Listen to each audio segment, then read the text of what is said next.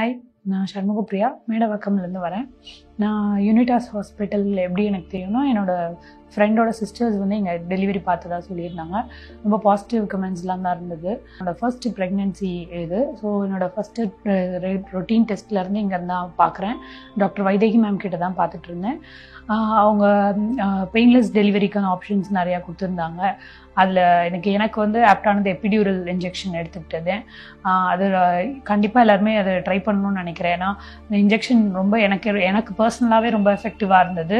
நான் ஒரு 7-8 hours of continuous labour பெயின்லேருந்து எனக்கு கம்ப்ளீட்டாக எனர்ஜி ட்ரெயின் ஆகிடுச்சு.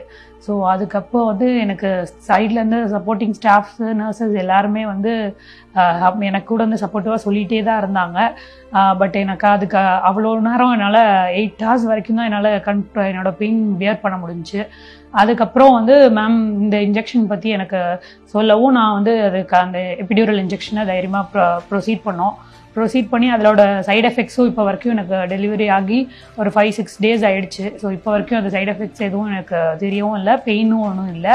அந்த லாஸ்ட் மினிட் அந்த ஒரு இன்ஜெக்ஷனுக்கு அப்புறம் வந்து நான் ஒரு 2 ஹவர்ஸ் நல்லாவே வந்து பெயின் பியர் பண்ணி ரெஸ்ட் எடுத்து என்னோடய ஃபைனல் அட்டெம்ப்ட் ஆஃப் டெலிவரிக்கு தான் வந்து ரொம்ப யூஸ்ஃபுல்லாக இருந்தது. நான் ஈஸியாக வந்து பேபியை வெளியே கொண்டு வர முடிஞ்சிச்சு. மேம் ரொம்ப ஹெல்ப் பண்ணாங்க.